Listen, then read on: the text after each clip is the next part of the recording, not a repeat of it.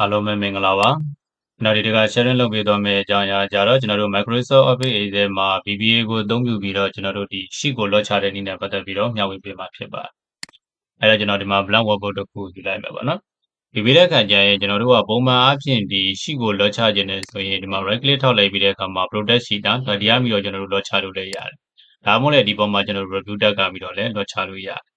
အခုဒီမှာကျတော့ကျွန်တော်တို့က VBA ကိုသုံးမှာဖြစ်တဲ့အတွက် developer tab ကိုသွားပါ developer tab ကိုသွားပြီးတဲ့အခါမှာ Visual Basic ကိုတစ်ချက်နှိပ်ပြီးတော့ဒီနေရာကိုရောက်လာခဲ့တဲ့အခါမှာဒီ this workbook ဆိုတဲ့ပုံမှာ mouse နဲ့တစ်ပတ်ကလေးနှိပ်လိုက်နော်တစ်ပတ်ကလေးနှိပ်လိုက်ပြီးတဲ့အခါကျဒီနေရာမှာ general ဖြစ်နေတဲ့နေရာမှာကျွန်တော်တို့ workbook ဆိုတာကိုရွေးချယ်ပါ workbook ကိုရွေးချယ်လိုက်တဲ့အခါမှာကျွန်တော်ဒီမှာ workbook open ဆိုတာတွေ့ရလိမ့်မယ်ဒီဘက် channel မှာလည်းကျွန်တော်တို့ open ဖြစ်သွားတာကိုတွေ့ရမှာဖြစ်ပါတယ်အဲ့ဒီကကျရင်ဒီ open ရဲ့ arrow တစ်ချက်နှိပ်လိုက်ပေါ့နော် open ကိုနှိပ်လိုက်ပြီးတဲ့အခါကျရင်ကျွန်တော်တို့အပေါ်နားလေးကိုပြန်ကြည့်ကြည့်လိုက်နော်အပေါ်နားလေးကိုပြန်ကြည့်လိုက်တဲ့အခါမှာကျွန်တော်ဒီနေရာမှာ before close ဆိုတာကိုတွေ့ရမှာဖြစ်ပါတယ်အဲ့ဒါလေးကိုကျွန်တော်ရွေးချယ်ပေးမယ်နော် before close ကိုရွေးချယ်လိုက်မယ်ရွေးချယ်လိုက်တဲ့အခါကျရင်ဒီလိုပုံစံမျိုးတွေ့ရမှာဖြစ်ပါတယ်အဲ့ဒီကကျရင်ဒီမှာခုနကတော့ကျွန်တော်တို့ပထမဖွင့်ထားတဲ့ဒီနေရာကိုကျွန်တော်တို့ဖြတ်ပလိုက်မယ်နော် open ကမလို့တော့ဖြတ်လိုက်ရတယ်မဖြတ်လိုက်ရတယ်အဓိကတော့ကျွန်တော်ဒီပေါ်မှာ VBA ရေးတာအပေါ်မှာသွားရေးမှာပေါ့နော်အဲ့တော့ကျွန်တော်ဒီနေရာမှာ cancel a boolean ဒီထဲမှာဝင်နေတာကိုတွေ့ရတယ်အဲ့လိုပုံစံလေးဖြစ်ပြီးဆိုတဲ့အခါကျရင်ကျွန်တော်တို့ကအခုလောလောဆယ်ဘယ် sheet ကိုလွှတ်ချခြင်းလဲလွှတ်ချခြင်းတဲ့ sheet ကိုရေးလို့ရတယ်နော်အဲ့တော့ကျွန်တော်ဒီမှာလောလောဆယ်ဘာမှနာမည်မချိန်ထားတဲ့ sheet 1 ကိုပဲလွှတ်ချလိုက်နော်အဲ့တော့ကျွန်တော်ဒီနေရာမှာ sheet 1 လို့ရေးမယ်ရေးပြီးတဲ့အခါမှာ C ရဲ့ cell အဲ့ဒီ cell ခွက်တွေကိုလွှတ်ချမှာဖြစ်တဲ့အတွက်ကြောင့်မလို့ dot ပြီးတဲ့အခါမှာ lock lock ဆိုတာလေးကိုရွေးချယ်မယ် lock လို့ရွေးချယ်ပြီးတဲ့အခါမှာ equal to ဒီနေရာမှာဘာရေးပြရမလဲဆိုတော့ကျွန်တော် dir ထူလို့ရေးမယ်ပြီးတဲ့အခါမှာ enter ခေါက်လိုက်နော်enter ခေါက်လိုက်ပြီးတဲ့အခါကျရင်ကျွန်တော်တို့အဲ့ဒီ sheet ကိုလွှတ်ချဖို့အတွက် product လုပ်ဖို့အတွက် password ထည့်မှာဖြစ်ပါတယ် password ထည့်မှာဖြစ်တဲ့အတွက်ကြောင့်မလို့ကျွန်တော်ဒီနေရာမှာ sheet 1ပြီးတဲ့အခါမှာ dot ပြီးတဲ့အခါမှာ product နော် product ဆိုတာလေးကိုရွေးချယ်ပေးမယ်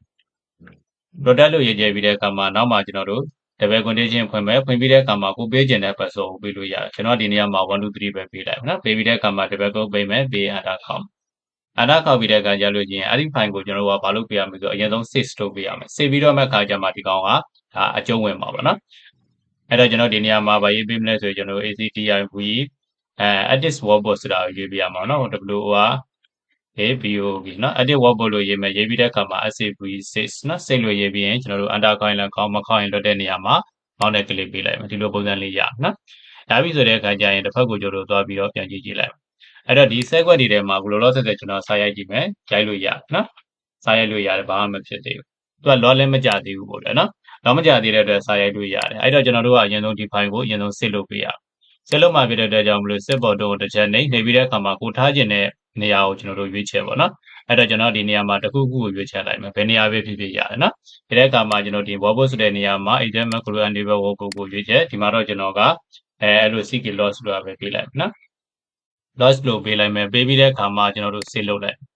save လုပ်ပြီးတဲ့အခါကျရင်ဒီ file ကိုကျွန်တော်တို့ပြန်ပိတ်မယ် close လုပ်လိုက်မယ် close လုပ်ပြီးတဲ့အခါမှာနောက်တစ်ကြောပြန်ဖွင့်မယ်နော်ဖွင့်တဲ့အခါခုနနာမည်ပေးထားခဲ့တဲ့ loss ဆိုတာကိုရွေးချယ်လိုက်ရွေးချယ်ပြီးတဲ့အခါကျရင်ဒီမှာကျွန်တော်တို့စာရိုက်ကြည့်လိုက်နော်စာရိုက်လိုက်တဲ့အခါမှာဒီမှာရိုက်လို့မရဘူးဒီလိုပေါက်တက်လာတယ်နော်ဘယ်နေရာမှာမှကျွန်တော်တို့စာရိုက်လို့မရတော့ဘူးနော်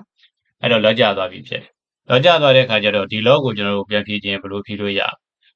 ့ရမလဲဆိုကျွန်တော်ခုနက VBA ဘက်ကိုပြန်သွားလိုက်အဲ့တော့ကျွန်တော်ဒီမှာ lock ပြန်ဖြည့်မယ် lock ပြန်ဖြည့်မှာဖြစ်လို့ဒီအောက်ထဲမှာကျွန်တော်ဖြတ်တဲ့နေရာတစ်ခုခုရေးလို့ရနော်ပြီးရင်ကျွန်တော်ဒီနေရာမှာ SAED sheet 1ပြီးတဲ့အခါမှာ dot သူ့ကိုကျတော့ကျွန်တော်တို့က unprotect ဆိုတာကိုရွေးချယ်ပေးနော် unprotect လို့ရေးပြီးတဲ့အခါမှာအပေါ်ကပေးထားခဲ့တဲ့ password အတိုင်းပဲကျွန်တော်တို့ 1 2 3လို့ပြန်ရိုက်ပြီးတဲ့အခါမှာ double quote ပိတ်လိုက်နော်ဒါဆိုရင်ကျွန်တော်တို့ unprotect ဖြစ်သွားတယ် unprotect ဖြစ်တဲ့အခါမှာဒီတိုင်းတော့မဖြစ်ဘူးသူ့ကိုကျွန်တော်တို့ကပြန်ဖြည့်ပေးရပြန်ဖြည့်တဲ့အခါမှာဘယ်လိုပုံစံမျိုးနဲ့ဖြည့်ပေးရမလဲဆိုတော့အဲ့ဒီမှာ unprotect ထားပြီးတဲ့အခါကျ review tab ထဲကိုပြန်သွားလိုက်နော် review tab ထဲကိုသွားလိုက်တဲ့အခါမှာကျွန်တော်ဒီနေရာမှာစာပေါ်နေလိုက်မယ် review tab ရဲ့ product group ထဲမှာ unprotect sheet ဆိုတာတွေ့ရလိမ့်မယ်အဲ့ဒါကိုကျွန်တော်တို့တစ်ချက်နှိပ်ပြီးတဲ့အခါမှာခုနကကျွန်တော်တို့ပေးထားခဲ့တဲ့ password ကဘာလဲဆိုတော့ 1 2 3လို့ပေးမယ်ပြီးတော့မှကျွန်တော်တို့ okay ပေးလိုက် okay ပေးလိုက်ပြီဆိုတော့မှဒီထဲမှာကျွန်တော်တို့ကိုရေးချင်တဲ့စာတွေကိုရေးထည့်လို့ရမှာဖြစ်ပါတယ် okay အဲ့ဒါဆိုရင်အားလုံးပဲအဆင်ပြေကြပါစေခင်ဗျာ